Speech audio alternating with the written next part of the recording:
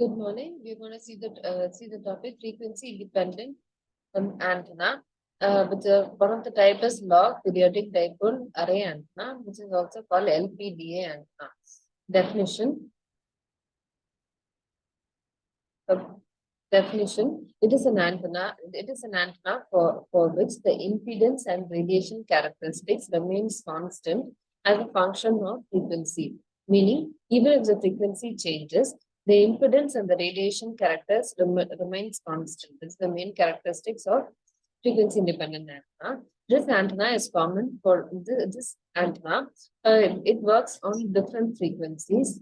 Different antennas like Yagiuda, dipole antenna, etc., are designed for a particular frequency range. So if you want to send data in different frequency range, then we have to design a new antenna. To overcome this, frequency independent antennas were introduced. This is achieved by two techniques. Here, the antenna should expand or contrast proportional to the waveform, wavelength or frequency. Meaning, the antenna should expand or contrast in proportional to frequency or wavelength. If the size of the antenna is not mechanically adjustable, then the size of the radiation range should be proportional to the wavelength. So these are the two techniques that which can be used for frequency independent antenna. Example for frequency dependent antenna is log periodic dipole and array antenna. In log periodic dipole array antenna, what is the definition? The antenna in which electrical property must repeat periodically with logarithmic of frequency. In the sense, the electrical property should repeat periodically when the logarithmic with the logarithmic of frequency. Okay, in the sense, the different frequency, same performance. The frequency is changed logarithmically while the impedance matching repeats periodically and it is constant. In the sense, frequency will change, but the impedance matching will remain periodically and it will be constantly. Will be constant and it will be periodically constant. Okay, the frequency independent can be obtained by selection of geometrical structure. First, this frequency independence is obtained by a selection of a good geometrical structure. This is the structure of log periodic dipole antenna. This is the entire antenna. The size of the antenna changes with repetition by a constant scaling factor. Okay, here the size is repeating, but with a constant scaling factor. Okay, the size of the antenna is periodically changes as shown on the figure.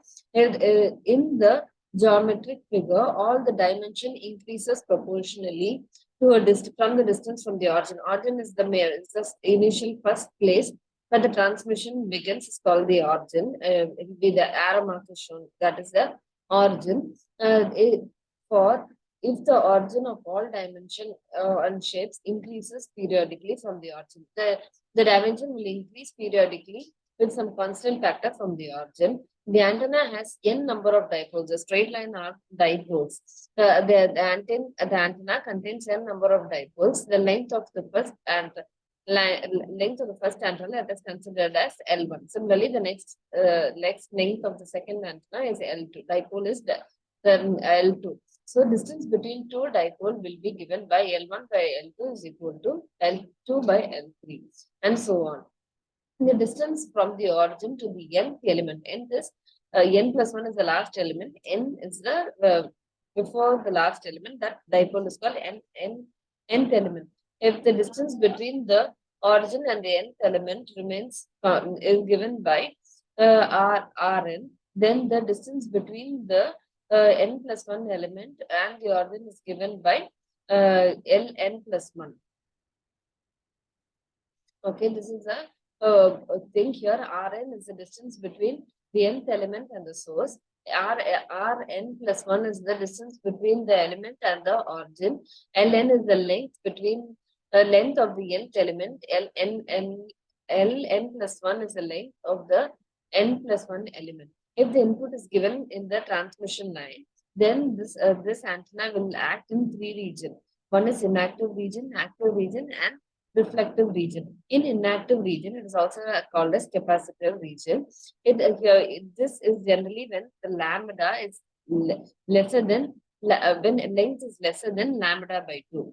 Okay, in this here the dipole the length of the dipole is almost equal to no, is lesser than L by 2, then that region is called as inactive region. If the length of the dipole antenna is equal to, is almost equal to or almost equal to L by 2, then it is in the it acts in the active region. If the length of the dipole antenna is greater than lambda by 2, then it will act in the reflective region.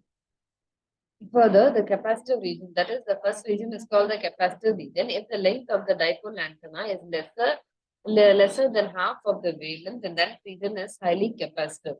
It does not radiate anything there. Okay, so that is it is also called as inactive region or capacitive region. The first region you can see in the figure, small it is written. The first region is inactive, the second region is active, the third region is reflective region. In the active region, there are two regions, transmission line and loaded line section, transmission line section and loaded line section. If the length is approximately equal to lambda by 2, then it will act as a radiating element. That is in the active region. If the length of the dipole is approximately equal to lambda by 2, then the antenna, that portion of the antenna will act as a radiating element.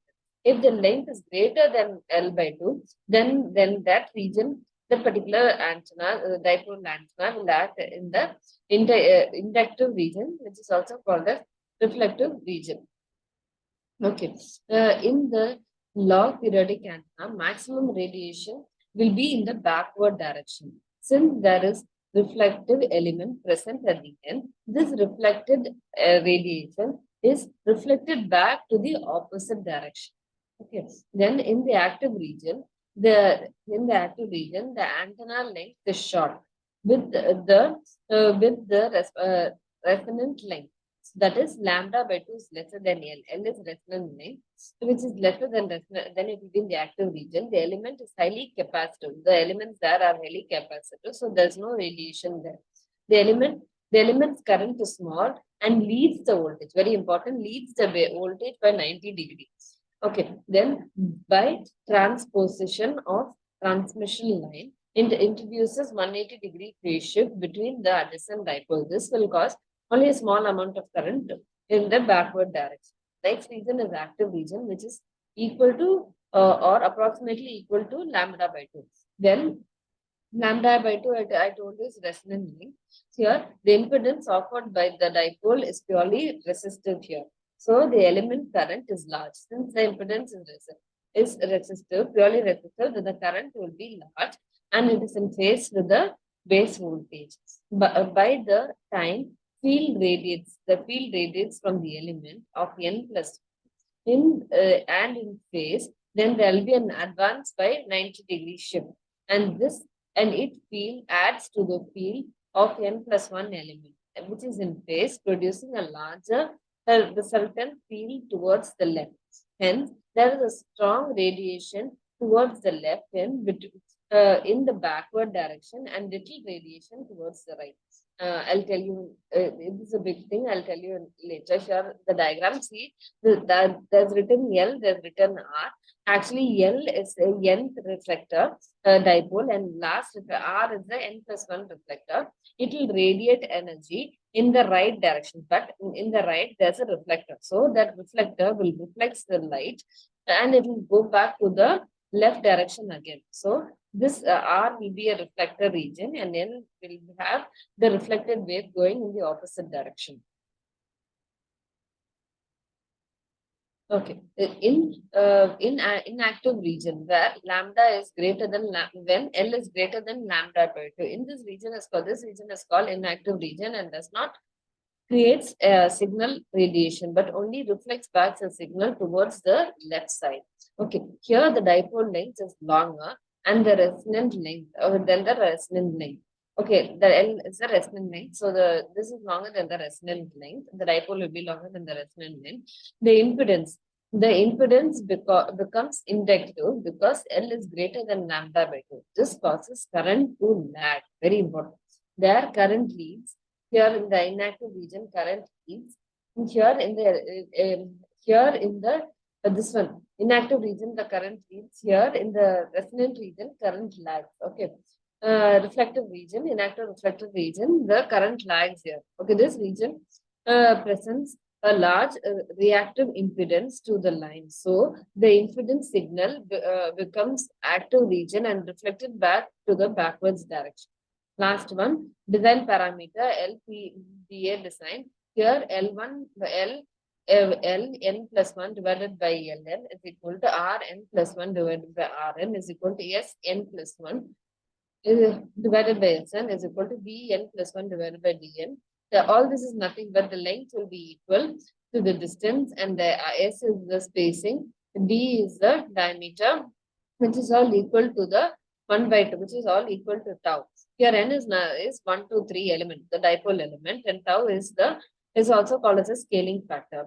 It's also called as scaling factor, and one more factor here is called the placing factor, where that is rho is equal to Rn plus 1 minus Rn divided by 2L, that is equal to Rn plus 1 minus Rn is nothing but Sn. Okay, Sn. The straight line, okay, here in the diagram, if you draw a straight line, that is within the transmission line, if you draw a straight line, suppose the entire angle is alpha, then half the angle is alpha by 2. So in the diagram, it has been explained. So if you take alpha, then if you take tan of that alpha, the distance between two dipole is yes. So the length, as we know, is first dipole is Ln, the next dipole is Ln minus 1, I mean plus 1. So since we take only half the dipole, it is half dipole. Dipole is Ln, half dipole is Ln by 2. The second dipole is Ln plus 1 divided by 2, half, because not the entire dipole, because we drew a line in between and took only the half length. So it is divided by 2. So tan of the angle is opposite by this, and opposite is Ln minus 1 divided by 2 minus Ln by 2. It is there in the next step. Tan alpha, that is alpha by 2, is equal to Ln plus 1 divided by 2 minus Ln by 2 by S. So when the 2 comes down, you get 2S. Instead of S, you'll get 2S because taking LCM. Then take Ln plus 1 divided by 2S outside, then you'll get the diagram. Then we know that Ln plus 1 divided by Ln is nothing but K. So substitute that K. Then if it is in the active region, we know lambda by 2 is Ln plus 1. So substitute that and you get the final equation here. Okay. Application of this, it is generally used in high frequency communication, television reception, and used in all round monitoring. That is, a single log periodic will cover over all frequency ranges, where a single antenna wants to transmit in different frequency. This antenna is being used. This is the radiation pattern on the left. Thank you.